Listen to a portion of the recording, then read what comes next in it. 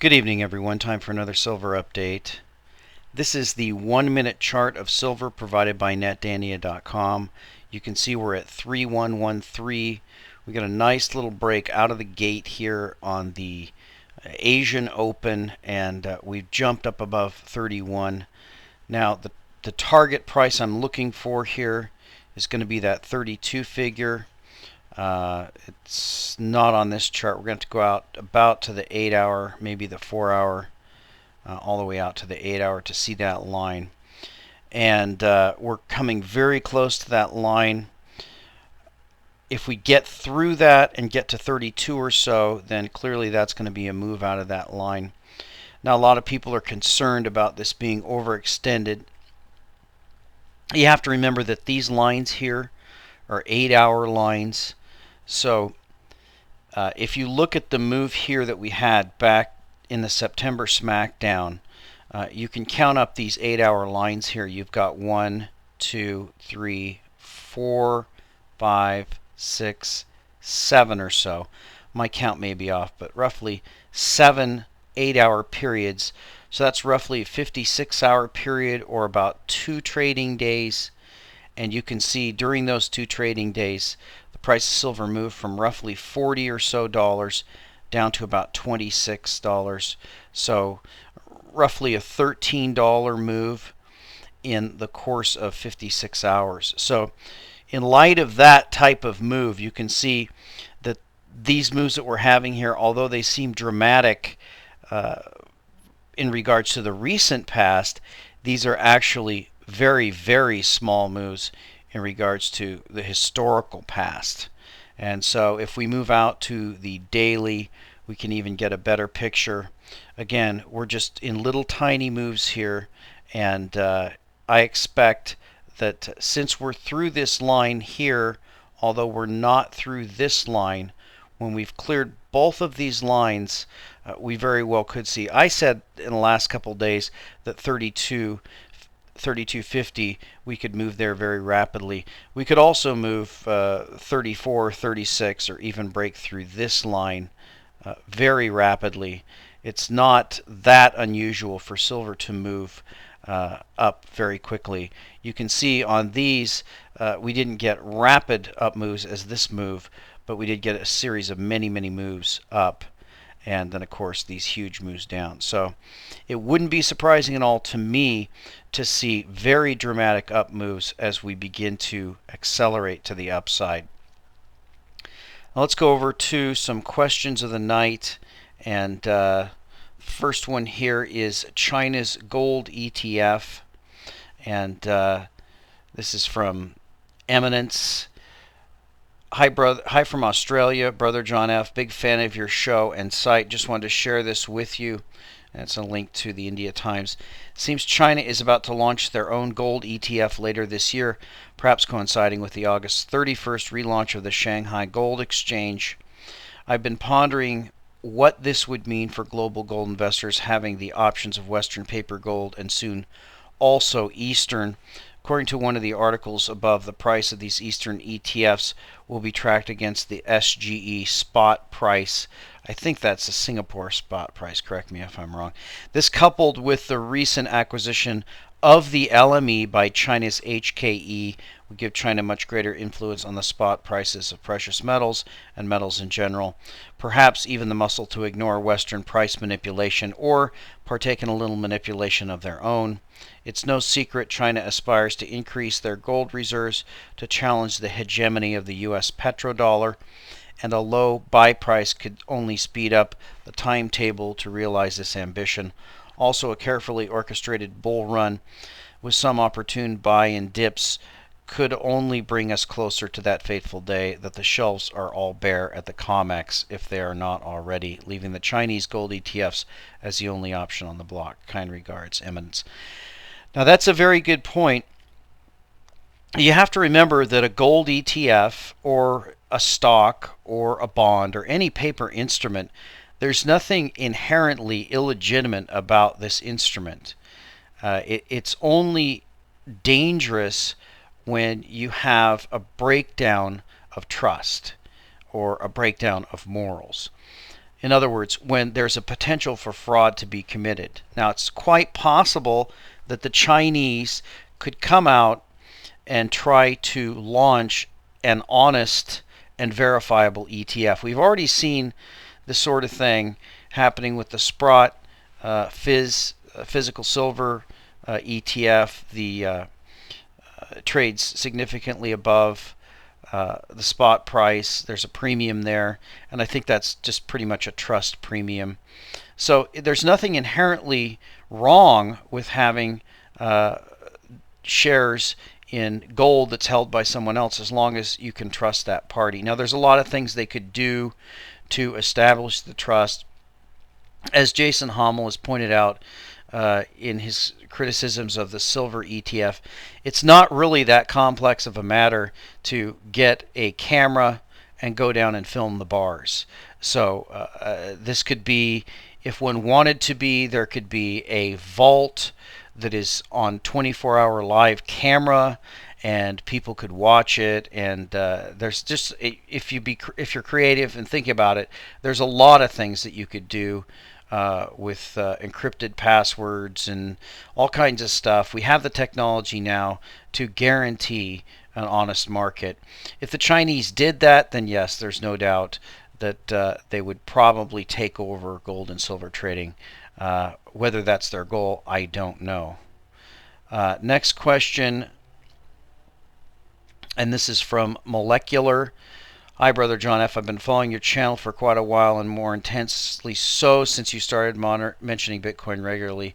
In your 824 silver update, you talked about Bitcoin being a real market, and you let us know the trades you made. It seems you managed to perfectly pick the top and bottom of that panic spike a week ago. I'm impressed. Would you please let us know how you did that? When exactly did you sell, and what was the signal for that, and what exactly did you believe the bottom was in?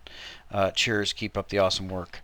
Molecular. Well, I didn't top tick that, and I didn't bottom tick it. I think I sold 11 to 12. I didn't get anywhere near 15, and I sold some on the way up, and I was pretty much out. In fact, for that last spike, I was out, and for a while I thought it was running away from me, and then of course there was the crash. I did not get in at the bottom. I did start picking some around 8, and then bought on the way up from there. So no, I definitely didn't top tick and bottom tick that market. But my point about it is that for me, I like to be able to see a correlation between volume and buying and selling.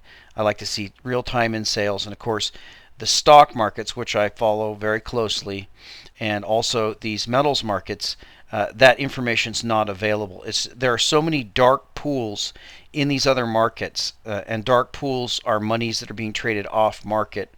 So, for example, recently I mentioned I was interested in shorting LinkedIn, and I have a small position, but I watch that very closely on a daily basis. And when you look at the volume in that stock or any of the other stocks, the volume isn't reported on the ticker. It's all dark pools, and it's these insiders trading, unloading their shares onto hedge funds and stuff like that. So markets like that are very difficult to trade because you can't see the majority of the buying and selling. As opposed to Bitcoin, you can actually see it. That doesn't mean it's easy trading, but at least you have the information. Next question, QE or not QE? This is from Paulo. BGF is a golden rule. It is golden rule number 1. If Uncle Ben says zig, you zag. The past week, all I have seen is everyone zigging, including some of the prominent forecasters such as Peter Schiff. I have no doubt that they are correct in what they are saying, but I do believe we're in for another shakeout as per previous FOMC meeting. Any thinking man with their eyes open knows QE never ended. So what is overt QE going to achieve? It looks to me in the last week Uncle Ben has run up a beta test to see the market response to open all-out QE. And the answer is higher food, energy, commodity, and interest rates, just what Obama wants going into an election. People need to get the idea out of their heads that QE is for the people. The money never filters to the street. It's there to backstop the so-called too big to fails and allow banks to buy treasuries, keeping interest rates down. September 12th will be the crucial day for Uncle Ben as the German constitution is put to the test. If the courts rule in favor of the plaintiff, it is bye-bye EU bailout, setting off a string of credit defaults for which QE will be the only option. that the people will be begging for. Number of points there. First of all, I agree that QE never really ended. But as far as interest rates, the whole QE thing is about containing interest rates. The Fed already pegged the short-term rates at 0, and what they're doing on the long end is just simply printing up a bunch of money out of nowhere and buying long-dated treasuries, which is keeping interest rates down. Now, it's true that food, energy, and commodities are spiking, and we don't know how much control the Fed has over those, although we've seen some attacks against the commodities futures industry, and that may be an attempt to keep people from investing in those areas. I don't think it is what Obama wants going into an election, and I don't think the Fed is actually going to announce any overt QE before the election. It would just be too much one-sided of a move, in my opinion. The issue about the German Constitution, I don't have too much confidence in the courts in Germany throwing out the EU designation that they've already pretty much said okay to. I think they'll probably just toe the line on that one. And the last question, everyone's a prophet. First, thanks again for your wonderful insight and sharing it with us all. It's my first read every morning. I have two questions.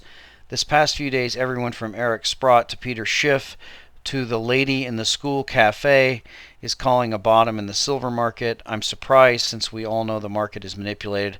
They've all stuck their neck out so soon. How do we know the JPMs aren't letting the price go up so they can come in and crash it and make everyone look like a fool and further scare John Q. Public away? Second thing is, overall, I read about the new targets for gold and silver, but none of them have predicted the gold and silver ration to correct. I'm a ratio, that should be. I'm thinking the ratio will continue to narrow at an accelerated pace, hopefully get down to as low as 10 to 1. Who's asleep at the wheel here, me or them? Thanks in advance for your answer. Now, it's true a lot of people are calling for the silver bottom. I think a lot of people have called it after they've seen it turn, and I didn't think it was going to get below 26 and test that 22. That was just kind of a gut feeling, but do I know that this is a rally that's going to last? No, I don't. We could turn around and go down, but I seriously doubt that we're going to. I think that this rally that we're on right now is going to get some legs and probably fairly soon make a run and test that $37 price. Now, on the issue of scaring John Q. Public away, I agree that the volatility in the silver market, the main reason for it has to be that they're trying to scare away John Q. Public from the market, but it hasn't succeeded. And if you look at the figures for physical silver purchases, just the Eagles alone, they're still exploding. The numbers, as Eric Sprott has reported, for people buying physical silver versus physical gold, they're at a 1-to-1 ratio. And as he's continually pointed out, you can't have a 54-to-1 ratio of gold to silver and have dollars flow into physical gold and silver at a 1-to-1 ratio. That can't last. It's not possible.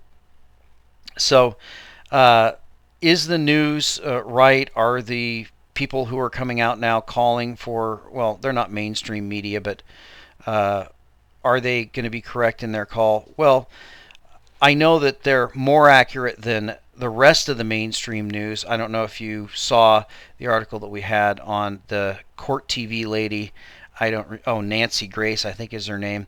And she came out characterizing silver investors as basically lonely single white men who have nothing better to do but buy physical silver. So that's kind of interesting to see that attack coming from the mainstream media. But that's going to be the story of the night, and it's really kind of silly. First, we're going to go to a story that's on the LA Times, and this is about CNN. trying to revive their game. And of course, I don't watch any of this stuff. I don't watch any television, much less CNN or MSNBC. So I can't even tell you which ones are liberal or conservative. I don't watch Fox either. I don't watch any of those news channels. They're just worthless to me. But you can see these guys here, and these are basically the dinosaurs. This is the mainstream media. This is the press who want to tell you what to think and how to think rather than have you think for yourself. Of course, in this age of the internet, this dinosaur is dying. With the Republican Democratic National Conventions approaching, the news network is in a quandary about the direction it needs to take to regain its declining viewership, which some say might involve dropping its refusal to take sides in the political debate. Now that's funny. With the Democratic and Republican National Conventions just days away, there's already suspense. No, there's no suspense. In fact, nobody really cares. Behind the camera, CNN is staring down one of the worst crises in its 32-year existence. The cable news network that dominated the political discussion during the 1990s has slumped to record-rating lows this year, with its primetime audience plunging by more than 40% compared with 4 years ago. Number one, Fox News and runner-up MSNBC have each posted double-digit increases. Critics, but I bet if you check those numbers overall, they're declining rapidly in the face of a growing internet media. Critics are attacking the Time Warner-owned network's coverage as dull and rudderless. CNN Worldwide President Jim Walton recently announced he will leave at the end of the year, observing CNN needs new thinking. Many industry watchers say change is long overdue, but CNN sees the presidential campaign as an opportunity to prove the doubters wrong. Its new multi-million-dollar studio in Washington is arriving just in time for President Obama versus Mitt Romney showdown, even if the convention coverage itself doesn't necessarily promise changes that will make viewers snap to attention. So they're going to build a multi-million-dollar studio to cover this election. Of course, it's not the election coverage that's missing, but it's any key insights about how either one of these candidates doesn't represent the new thinking that's emerging on the internet, and they're just both of them represented as the same tired two-party system. The network will start the convention coverage every morning at 5 Eastern Time. Well, I'm sure a lot of people are going to get up at 5 a.m. so they can watch CNN talk about the elections, and continue right through midnight interview show hosted by Piers Morgan, who hosts its flagship primetime interview program. And then, of course, we're going to have roundtables with Anderson Cooper, James Carville, Wolf Blitzer. Again, these are just, I won't say partisan hacks because it doesn't really matter which side they're on. These are just media hacks, and they really have nothing interesting to say, and that's why nobody's listening to them. Of course, the internet now and the blogosphere has become the new rumor mill, something similar to what happened in Russia before the collapse of the Berlin Wall, when you had news sources were essentially word of mouth, and then you had Pravda. The only reason that you would look at Pravda was so that you could get an idea of what the official party line is. Then you'd have to go and talk to your friends and people who are in the know to find out what's really going on. And that takes us over to the latest from Azizonomics. And this is about a tweet from Rupert Murdoch, and he tweeted tonight, simple equation, free, open, uncontrollable internet versus shackled newspapers equals no newspapers. Let's get real. There's some debate about what he's getting at there, but it's pretty clear that big media is going down and little media is going up, and the reason is obvious. They're just completely bereft of any original thinking. It's all now on the blogosphere. Now you can see here's the ad revenue in constant dollars. You've got retail, national, classified, and online. You can see it dropping off a cliff here. Now the classified, that's not surprising at all. You've got Craigslist, which is a very, very useful, very workable city-based search site for local sales. That's going to take all of the money away from the overpriced, delayed, and ridiculously expensive classified advertising in the newspapers. And you can see the other big drop-off here that they note is the ad revenue of the national, and of course that's dropping. That's the red line here. That's dropping because the media is flocking to the sites on the internet, and it's a lot cheaper for them to get their ads out on the internet, but it's also a lot more effective because there's a lot more people out there looking for real-time news and real-time information out on the internet.